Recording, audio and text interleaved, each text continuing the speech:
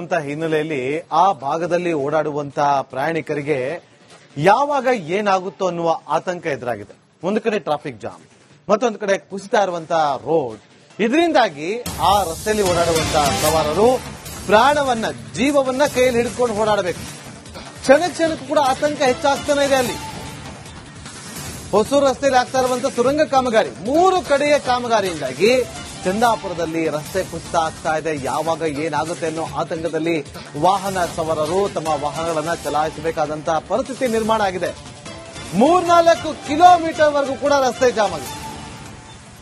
ನಮ್ಮ ಪ್ರತಿನಿಧಿ ಹೋಗಿದ್ರಲ್ಲಿ reality check ಮಾಡಿದ್ರು. ಪೀಕ್ ಅವರಲ್ಲಿ 1 ಕಿಲೋಮೀಟರ್ ಹೋಗೋದಕ್ಕೆ 45 ನಿಮಿಷ ತೋರಿಸ್ತಾ ಇತ್ತು. 3 ಕಡೆಯಿಂದ ಅಲ್ಲಿ ಕೆಲಸವನ್ನ, ಕಾಮಗಾರಿಯನ್ನ ಮಾಡ್ತಿದ್ದಾರೆ. ನೋಡಿ, ಸುರಂಗ ಮಾರ್ಗದ ಕಾಮಗಾರಿ ನಡೀತಾ ಇದೆ, ರಸ್ತೆ ಕುಸಿತಾ ಇದೆ. ಸವಾರರಲ್ಲಿ ಹೋಗುವಾಗ ಆ ಸಂದರ್ಭದಲ್ಲಿ ಯಾವಾಗ ರಸ್ತೆ ಕುಸಿದು ಬಿಡ್ತೋ ಅನ್ನೋ ಆತಂಕ ಒಂದು ಕಡೆ ಇದ್ರೆ, ಟ್ರಾಫಿಕ್ ಜಾಮ್ ಕಿರಿಕಿರಿ.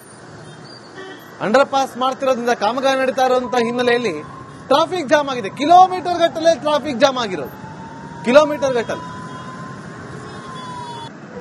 ನಮ್ಮ ಪ್ರತಿನಿಧಿ ಒಂದು ಪ್ರತ್ಯಕ್ಷ ವರದಿಯನ್ನ ಕೊಟ್ಟಿದ್ದಾರೆ, ನೋಡ್ಕೊಂಬನ್ನಿ. ಅತ್ತಿಬೆಲೆ ಹೊಸೂರಿನ ರಾಷ್ಟ್ರೀಯ ಹೆದ್ದಾರಿ 44ರ ಹಳೆಯ ಚಂದಾಪುರದ ಬಳಿ 20 ಅಡಿ ಆಳಕ್ಕೆ ರಸ್ತೆ ಕುಸಿದಿತ್ತು. ಹಾಗಾದ್ರೆ ರಸ್ತೆ ಕುಸಿದಿರೋದು ಎಲ್ಲಿ, ಈ ಒಂದು ಸಮಸ್ಯೆ ಶುರುವಾಗಿದೆ ಎಲ್ಲಿಂದ ಅನ್ನೋದನ್ನ ನಿಮ್ಗೆ ತೋರಿಸ್ತಾ ಹೋಗ್ತೀನಿ. ಈ ಒಂದು ರಸ್ತೆ ಅಂದ್ರೆ ಇದು ಅತ್ತಿಬೆಲೆಯಿಂದ ಹೊಸೂರಿಗೆ ಕನೆಕ್ಟ್ ಆಗುವಂತಹ ರಾಷ್ಟ್ರೀಯ ಹೆದ್ದಾರಿ 44 ಮೊನ್ನೆ ಮಧ್ಯರಾತ್ರಿ 2 ಗಂಟೆ ಸುಮಾರಿಗೆ ಕುಸಿಯುತ್ತೆ. ಇಲ್ಲಿಂದನೇ ಶುರುವಾಗುತ್ತೆ. ನೀವು ನೋಡ್ತಾ ಇರಬಹುದು ದೃಶ್ಯದಲ್ಲಿ, ಇಲ್ಲಿಂದನೇ ರಸ್ತೆ ಕುಸಿಯೋಕೆ ಶುರುವಾಗ್ತಾ ಇರುವಂತದ್ದು. ಈ ಒಂದು ಭಾಗದಿಂದ ಮೊದಲಿಗೆ ರಸ್ತೆ ಕುಸಿಯುತ್ತೆ. ಒಂದು ಭಾಗದಲ್ಲಿ ಇವತ್ತಿಗೂ ಕೂಡ ಯಾವ ಕ್ಷಣಕ್ಕೆ ಬೇಕಾದ್ರೂ ಕುಸಿಯುವಂತ ಮಟ್ಟದಲ್ಲಿ ಇಲ್ಲಿರುವಂತದ್ದು. ಅಂದ್ರೆ ಅಷ್ಟೊಂದು ಡೇಂಜರ್ ಝೋನ್ ನಲ್ಲಿ ಈ ಒಂದು ರಸ್ತೆ ಇದೆ. ಈ ಒಂದು ರಸ್ತೆ ಕುಸಿದಂತಹ ಸಮಯದಲ್ಲಿ, ಕುಸಿದ ನಂತರ ದೊಡ್ಡ ಮಟ್ಟದಲ್ಲಿ ಟ್ರಾಫಿಕ್ ಜಾಮ್ ಕೂಡ ಉಂಟಾಗುತ್ತೆ. ಕಾರಣ ಏನಂದ್ರೆ ಇದು ರಾಷ್ಟ್ರೀಯ ಹೆದ್ದಾರಿ ಆಗಿರುವುದರಿಂದ ಸಹಜವಾಗಿ ಸಾವಿರಾರು ವಾಹನಗಳ ಓಡಾಟ ಕಾಣುವಂತಹ ರಸ್ತೆ ಇದು.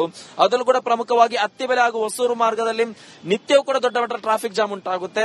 ಬಟ್ ರಸ್ತೆ ಕುಸಿದಂತಹ ನಂತರದಲ್ಲಿ ನಿಧಾನಗತಿಯ ಸಂಚಾರ ಉಂಟಾಗಿ ಇದೀಗ ಟ್ರಾಫಿಕ್ ಜಾಮ್ ಕೂಡ ಉಂಟಾಗ್ತಾ ಇರುವಂತದ್ದು. 2-3 ದಿನಗಳಿಂದಲೂ ಕೂಡ ಈ ರೀತಿಯ ಸಮಸ್ಯೆ ಆಗ್ತಾ ಇದೆ. ಹಾಗಾದ್ರೆ ರಸ್ತೆ ಕುಸಿಯಲು ಏನ್ ಕಾರಣ, ಇಲ್ಲಿ ಏನ್ ಕೆಲಸ ಆಗ್ತಿದ್ದು ಅನ್ನೋದನ್ನು ಕೂಡ ತೋರಿಸ್ತಾ ಹೋಗ್ತೀನಿ. ನೋಡ್ತಾ ಇರಬಹುದು 20 ಅಡಿ ಆಳದಲ್ಲಿ ಇಲ್ಲಿ ಸುರಂಗ ಕಾಮಗಾರಿ ಕೂಡ ಆಗ್ತಾ ಇರುವಂತದ್ದು. ಒಟ್ಟು 3 ಭಾಗದಲ್ಲಿ ಸುರಂಗ ಕಾಮಗಾರಿ ಆಗ್ತಾ ಇದೆ. ಸುರಂಗ ಕಾಮಗಾರಿ ಮಾಡುವಂತಹ ಸಂದರ್ಭದಲ್ಲಿ ಈ ಒಂದು ರಾಷ್ಟ್ರೀಯ ಹೆದ್ದಾರಿ ಪ್ರಾಧಿಕಾರ ಹಾಗೂ ಬಿಇಟಿಎಲ್ ಖಾಸಗಿ ಆಗಿರುವಂತಹ ದರೀಬಲ್ ಅನ್ನೋ ಕಂಪನಿಗೆ ಸರಿಸುಮಾರು 120 ಕೋಟಿಗೆ ಗುತ್ತಿಗೆ ಕೊಟ್ಟಿದೆ ಅನ್ನೋ ಮಾಹಿತಿ ಕೂಡ ಸಿಗ್ತಾ ಇದೆ. ಒಟ್ಟು 3 ಭಾಗದಲ್ಲಿ ಇವರು ಕನ್ಸ್ಟ್ರಕ್ಷನ್ ಮಾಡ್ತಾ ಇದ್ರು. ಕನ್ಸ್ಟ್ರಕ್ಷನ್ ಮಾಡುವಂತಹ ಸಂದರ್ಭದಲ್ಲಿ ಮೊದಲಿಗೆ ಈ ಒಂದು ಮಣ್ಣು ಎಷ್ಟು ಸ್ಥಿರವಾಗಿದೆ ನೋಡಬೇಕಾಗಿತ್ತು. ಅದಕ್ಕೆ ಸಂಬಂಧಪಟ್ಟ ಹಾಗೆ ರಿಪೋರ್ಟ್ ತರಿಸ್ಕೋಬೇಕಾಗಿತ್ತು. ಬಟ್ ಅದು ಆಗಿಲ್ಲ. ಜೊತೆಗೆ ಬಹು ದೊಡ್ಡ ಅಂದ್ರೆ ಗಜಗಾತ್ರದ ವೆಹಿಕಲ್ ಗಳನ್ನಾಗಿರಬಹುದು, ಯಂತ್ರಗಳನ್ನು ಬಳಕೆ ಮಾಡಿ ಇಲ್ಲಿ ಕನ್ಸ್ಟ್ರಕ್ಷನ್ ಮಾಡಿದಂತ ಸಂದರ್ಭದಲ್ಲಿ ಇದರಿಂದ ಈ ಒಂದು ರಸ್ತೆ ಕುಸಿದಿದೆ ಅನ್ನೋ ಮಾಹಿತಿ ಕೂಡ ಸಿಗ್ತಾ ಇದೆ. ಬಟ್ ಈ ಒಂದು ತನಿಖೆ ಮಾಡಿದಂತ ಸಂದರ್ಭದಲ್ಲಿ ಅಧಿಕಾರಿಗಳು ಮತ್ತೊಂದು ವಿಚಾರ ಕೂಡ ಗೊತ್ತಾಗುತ್ತೆ. ಯಾಕಂದ್ರೆ ಈ ಒಂದು ಚಂದಾಪುರ ಪಾಲಿಕೆ ವ್ಯಾಪ್ತಿಯ ಅಂದ್ರೆ ಪುರಸಭೆ ವ್ಯಾಪ್ತಿಯಲ್ಲಿ ಇಲ್ಲಿರುವಂತಹ ಜನರು, ಕೆಲವೊಂದಿಷ್ಟು ಜನರು ಕೊಳಚೆ ನೀರನ್ನು ರಸ್ತೆಗೆ ಬಿಡ್ತಾ ಇದ್ರು. ಆ ಒಂದು ಕೊಳಚೆ ನೀರು ಒಂದೇ ಕಡೆ ಶೇಖರಣೆಯಾಗಿ ಇದರಿಂದ ಇಲ್ಲಿ ತೇವಾಂಶ ಕಡಿಮೆಯಾಗಿ ಭೂಕುಸಿತ ಉಂಟಾಗಿದೆ ಅನ್ನೋ ವಿಚಾರ ಕೂಡ ಗೊತ್ತಾಗ್ತಾ ಇದೆ. ಇದೇ ಕಾರಣಕ್ಕೆ 2 ಆಯಾಮದಲ್ಲಿ ಕೂಡ ತನಿಖೆಯನ್ನು ಮಾಡ್ತಾ ಇದ್ದಾರೆ. ಇನ್ನು ರಸ್ತೆ ಕುಸಿದಂತಹ ಪರಿಣಾಮ ದೊಡ್ಡ ಮಟ್ಟದಲ್ಲಿ ಟ್ರಾಫಿಕ್ ಜಾಮ್ ಕೂಡ ಉಂಟಾಗ್ತಾ ಇದೆ. ಇವತ್ತು ಕೂಡ ಸವಾರರಿಗೆ ಟ್ರಾಫಿಕ್ ಜಾಮ್ ಕೂಡ ತಟ್ಟಿರುವಂತದ್ದು. 4-5 ಕಿಲೋಮೀಟರ್ ನಲ್ಲಿ ಟ್ರಾಫಿಕ್ ಜಾಮ್ ಉಂಟಾಗಿದೆ. ಇದೇ ಕಾರಣಕ್ಕೆ ಸೂರ್ಯ ಸಿಟಿ ಪೊಲೀಸರಾಗಿರುವುದು, ಎಲೆಕ್ಟ್ರಾನಿಕ್ ಸಿಟಿ ಸಂಚಾರಿ ಪೊಲೀಸರು ಸಾರ್ವಜನಿಕರಲ್ಲಿ ಜನರಲ್ಲಿ ಮನವಿಯನ್ನು ಕೂಡ ಮಾಡಿದ್ದಾರೆ. ನೀವು ಈ ಒಂದು ಭಾಗವನ್ನು ಅವಾಯ್ಡ್ ಮಾಡಿ ಸಂಚಾರ ಮಾಡಿ ಅಂತ ಒಂದು ಮನವಿಯನ್ನು ಮಾಡಿದ್ದಾರೆ. ಉದಾಹರಣೆಗೆ ಹೊಸೂರಿಂದ ಅಂದ್ರೆ ಅತ್ತಿಬೆಲೆ ಹೊಸೂರು ಹೋಗ್ಬೇಕಾದವರು ಚಂದಾಪುರ ಆನೇಕಲ್ ಮಾರ್ಗವಾಗಿ ತಮ್ಮ ಪರ್ಯಾಯ ಮಾರ್ಗವನ್ನು ಬಳಕೆ ಮಾಡುವ ಮೂಲಕ ನೀವು ಇಲ್ಲಿಗೆ ಬರಬೇಡಿ, ಅಂದ್ರೆ ಪರ್ಯಾಯ ಮಾರ್ಗವನ್ನು ಬಳಕೆ ಮಾಡುವ ಮೂಲಕ ಸಂಚಾರ ದಟ್ಟಣೆಯಿಂದ ಮುಕ್ತಿ ಪಡೆಯಿರೋ ಅನ್ನೋ ಸಲಹೆಯನ್ನು ಕೂಡ ಕೊಟ್ಟಿದ್ದಾರೆ. ಅದರ ಆಚೆಗೂ ಕೂಡ ಇದೀಗ ಇಲ್ಲಿ ದೊಡ್ಡ ಮಟ್ಟದಲ್ಲಿ ಟ್ರಾಫಿಕ್ ಜಾಮ್ ಕೂಡ ಉಂಟಾಗ್ತಾ ಇರುವಂತದ್ದು. ಮತ್ತೊಂದು ಕಡೆಯಲ್ಲಿ ದಟ್ಟವಾಗಿರುವಂತಹ ಧೂಳು ಕೂಡ ಆವರಿಸಿರುವುದರಿಂದ ಜನರಲ್ಲಿ ಮಾಸ್ಕ್ ಇಲ್ಲದೆ ಓಡಾಡೋಕ್ಕೂ ಪರದಾಡುವಂತಹ ಸನ್ನಿವೇಶ ಸೃಷ್ಟಿಯಾಗಿದೆ. ಕವರ್ ಪರ್ಸನ್ ಮಂಜುನಾಥ್ ಜೊತೆ ಸತ್ತ, ರಿಪಬ್ಲಿಕ್ ಕನ್ನಡ, ಬೆಂಗಳೂರು. ಹಿನ್ನೆಲೆಯಲ್ಲಿ ಆ ಭಾಗದಲ್ಲಿ ಓಡಾಡುವಂತಹ ಪ್ರಯಾಣಿಕರಿಗೆ ಯಾವಾಗ ಏನಾಗುತ್ತೋ ಅನ್ನುವ ಆತಂಕ ಎದುರಾಗಿದೆ. ಒಂದು ಕಡೆ ಟ್ರಾಫಿಕ್ ಜಾಮ್, ಮತ್ತೊಂದು ಕಡೆ ಕುಸಿತಾ ಇರುವಂತಹ ರೋಡ್. ಇದರಿಂದಾಗಿ ಆ ರಸ್ತೆಯಲ್ಲಿ ಓಡಾಡುವಂತಹ ಸವಾರರು ಪ್ರಾಣವನ್ನ, ಜೀವವನ್ನ ಕೈಯಲ್ಲಿ ಹಿಡಿದುಕೊಂಡು ಓಡಾಡಬೇಕು. ಕ್ಷಣಕ್ಕೂ ಕೂಡ ಆತಂಕ ಹೆಚ್ಚಾಗ್ತಾನೆ ಇದೆ. ಅಲ್ಲಿ ಹೊಸೂರು ರಸ್ತೆಯಲ್ಲಿ ಆಗ್ತಾ ಇರುವಂತಹ ಸುರಂಗ ಕಾಮಗಾರಿ, 3 ಕಡೆಯ ಕಾಮಗಾರಿಯಿಂದಾಗಿ ಚಂದಾಪುರದಲ್ಲಿ ರಸ್ತೆ ಕುಸಿತ ಆಗ್ತಾ ಇದೆ. ಯಾವಾಗ ಏನಾಗುತ್ತೆ ಅನ್ನೋ ಆತಂಕದಲ್ಲಿ ವಾಹನ ಸವಾರರು ತಮ್ಮ ವಾಹನಗಳನ್ನ ಚಲಾಯಿಸಬೇಕಾದಂತಹ ಪರಿಸ್ಥಿತಿ ನಿರ್ಮಾಣ ಆಗಿದೆ. 3-4 ಕಿಲೋಮೀಟರ್ ವರೆಗೂ ಕೂಡ ರಸ್ತೆ ಜಾಮ್ ಆಗಿದೆ. ನಮ್ಮ ಪ್ರತಿನಿಧಿ ಹೋಗಿದ್ರಲ್ಲಿ ರಿಯಾಲಿಟಿ ಚೆಕ್ ಮಾಡಿದ್ರು.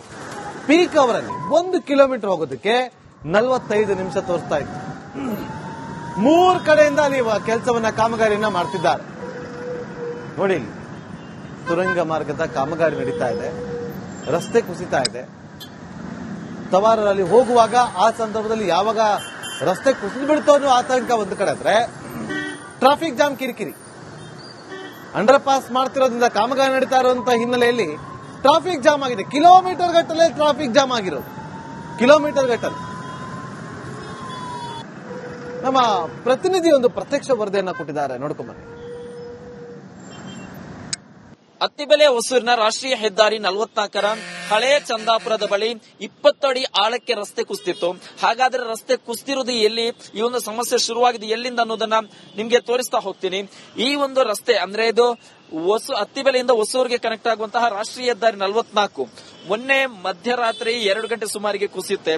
ಇಲ್ಲಿಂದನೇ ಶುರುವಾಗುತ್ತೆ. ನೀವು ನೋಡ್ತಾ ಇರಬಹುದು ದೃಶ್ಯದಲ್ಲಿ, ಇಲ್ಲಿಂದನೇ ರಸ್ತೆ ಕುಸಿಯೋಕೆ ಶುರುವಾಗ್ತಾ ಇರುವಂತದ್ದು. ಈ ಒಂದು ಭಾಗದಿಂದ ಮೊದಲಿಗೆ ರಸ್ತೆ ಕುಸಿಯುತ್ತೆ. ಒಂದು ಭಾಗದಲ್ಲಿ ಇವತ್ತಿಗೂ ಕೂಡ ಯಾವ ಕ್ಷಣಕ್ಕೆ ಬೇಕಾದ್ರೂ ಕುಸಿಯುವಂತ ಮಟ್ಟದಲ್ಲಿ ಇಲ್ಲಿರುವಂತದ್ದು. ಅಂದ್ರೆ ಅಷ್ಟೊಂದು ಡೇಂಜರ್ ಝೋನ್ ನಲ್ಲಿ ಈ ಒಂದು ರಸ್ತೆ ಇದೆ. ಈ ಒಂದು ರಸ್ತೆ ಕುಸಿದಂತಹ ಸಮಯದಲ್ಲಿ ಕುಸಿದ ನಂತರ ದೊಡ್ಡ ಮಟ್ಟದಲ್ಲಿ ಟ್ರಾಫಿಕ್ ಜಾಮ್ ಕೂಡ ಉಂಟಾಗುತ್ತೆ. ಕಾರಣ ಏನಂದ್ರೆ ಇದು ರಾಷ್ಟ್ರೀಯ ಹೆದ್ದಾರಿ ಆಗಿರುವುದರಿಂದ ಸಹಜವಾಗಿ ಸಾವಿರಾರು ವಾಹನಗಳ ಓಡಾಟ ಕಾಣುವಂತಹ ರಸ್ತೆ ಇದು. ಅದರಲ್ಲೂ ಕೂಡ ಪ್ರಮುಖವಾಗಿ ಅತ್ತಿಬೆಲೆ ಹಾಗೂ ಹೊಸೂರು ಮಾರ್ಗದಲ್ಲಿ ನಿತ್ಯವೂ ಕೂಡ ದೊಡ್ಡ ಮಟ್ಟದ ಟ್ರಾಫಿಕ್ ಜಾಮ್ ಉಂಟಾಗುತ್ತೆ. ಬಟ್ ರಸ್ತೆ ಕುಸಿದಂತಹ ನಂತರದಲ್ಲಿ ನಿಧಾನಗತಿಯ ಸಂಚಾರ ಉಂಟಾಗಿ ಇದೀಗ ಟ್ರಾಫಿಕ್ ಜಾಮ್ ಕೂಡ ಉಂಟಾಗ್ತಾ ಇರುವಂತದ್ದು. 2-3 ದಿನಗಳಿಂದಲೂ ಕೂಡ ಈ ರೀತಿಯ ಸಮಸ್ಯೆ ಆಗ್ತಾ ಇದೆ. ಹಾಗಾದ್ರೆ ರಸ್ತೆ ಕುಸಿಯಲು ಏನ್ ಕಾರಣ, ಇಲ್ಲಿ ಏನ್ ಕೆಲಸ ಆಗ್ತಿದ್ದು ಅನ್ನೋದನ್ನು ಕೂಡ ತೋರಿಸ್ತಾ ಹೋಗ್ತೀನಿ. ನೋಡ್ತಾ ಇರಬಹುದು 20 ಅಡಿ ಆಳದಲ್ಲಿ ಇಲ್ಲಿ ಸುರಂಗ ಕಾಮಗಾರಿ ಕೂಡ ಆಗ್ತಾ ಇರುವಂತದ್ದು. ಒಟ್ಟು 3 ಭಾಗದಲ್ಲಿ ಸುರಂಗ ಕಾಮಗಾರಿ ಆಗ್ತಾ ಇದೆ. ಸುರಂಗ ಕಾಮಗಾರಿ ಮಾಡುವಂತಹ ಸಂದರ್ಭದಲ್ಲಿ ಈ ಒಂದು ರಾಷ್ಟ್ರೀಯ ಹೆದ್ದಾರಿ ಪ್ರಾಧಿಕಾರ ಹಾಗೂ ಬಿಇಟಿಎಲ್ ಖಾಸಗಿ ಆಗಿರುವಂತಹ ದರಿಬಲ್ ಅನ್ನೋ ಕಂಪನಿಗೆ ಸರಿಸುಮಾರು 120 ಕೋಟಿಗೆ ಗುತ್ತಿಗೆ ಕೊಟ್ಟಿದೆ ಅನ್ನೋ ಮಾಹಿತಿ ಕೂಡ ಸಿಗ್ತಾ ಇದೆ. ಒಟ್ಟು 3 ಭಾಗದಲ್ಲಿ ಇವರು ಕನ್ಸ್ಟ್ರಕ್ಷನ್ ಮಾಡ್ತಾ ಇದ್ರು. ಕನ್ಸ್ಟ್ರಕ್ಷನ್ ಮಾಡುವಂತಹ ಸಂದರ್ಭದಲ್ಲಿ ಮೊದಲಿಗೆ ಈ ಒಂದು ಮಣ್ಣು ಎಷ್ಟು ಸ್ಥಿರವಾಗಿದೆ ನೋಡಬೇಕಾಗಿತ್ತು. ಅದಕ್ಕೆ ಸಂಬಂಧಪಟ್ಟ ಹಾಗೆ ರಿಪೋರ್ಟ್ ತರಿಸ್ಕೋಬೇಕಾಗಿತ್ತು. ಬಟ್ ಅದು ಆಗಿಲ್ಲ. ಜೊತೆಗೆ ಬಹು ದೊಡ್ಡ ಅಂದ್ರೆ ಗಜಗಾತ್ರದ ವೆಹಿಕಲ್ ಗಳನ್ನಾಗಿರಬಹುದು, ಯಂತ್ರಗಳನ್ನು ಬಳಕೆ ಮಾಡಿ ಇಲ್ಲಿ ಕನ್ಸ್ಟ್ರಕ್ಷನ್ ಮಾಡಿದಂತ ಸಂದರ್ಭದಲ್ಲಿ ಇದರಿಂದ ಈ ಒಂದು ರಸ್ತೆ ಕುಸಿದಿದೆ ಅನ್ನೋ ಮಾಹಿತಿ ಕೂಡ ಸಿಗ್ತಾ ಇದೆ. ಬಟ್ ಈ ಒಂದು ತನಿಖೆ ಮಾಡಿದ ಸಂದರ್ಭದಲ್ಲಿ ಅಧಿಕಾರಿಗಳು ಮತ್ತೊಂದು ವಿಚಾರ ಕೂಡ ಗೊತ್ತಾಗುತ್ತೆ. ಯಾಕಂದ್ರೆ ಈ ಒಂದು ಚಂದಾಪುರ ಪಾಲಿಕೆ ವ್ಯಾಪ್ತಿಯ ಅಂದ್ರೆ ಪುರಸಭೆ ವ್ಯಾಪ್ತಿಯಲ್ಲಿ ಇಲ್ಲಿರುವಂತಹ ಜನರು, ಕೆಲವೊಂದಿಷ್ಟು ಜನರು ಕೊಳಚೆ ನೀರನ್ನು ರಸ್ತೆಗೆ ಬಿಡ್ತಾ ಇದ್ರು. ಆ ಒಂದು ಕೊಳಚೆ ನೀರು ಒಂದೇ ಕಡೆ ಶೇಖರಣೆಯಾಗಿ ಇದರಿಂದ ಇಲ್ಲಿ ತೇವಾಂಶ ಕಡಿಮೆಯಾಗಿ ಭೂಕುಸಿತ ಉಂಟಾಗಿದೆ ಅನ್ನೋ ವಿಚಾರ ಕೂಡ ಗೊತ್ತಾಗ್ತಾ ಇದೆ.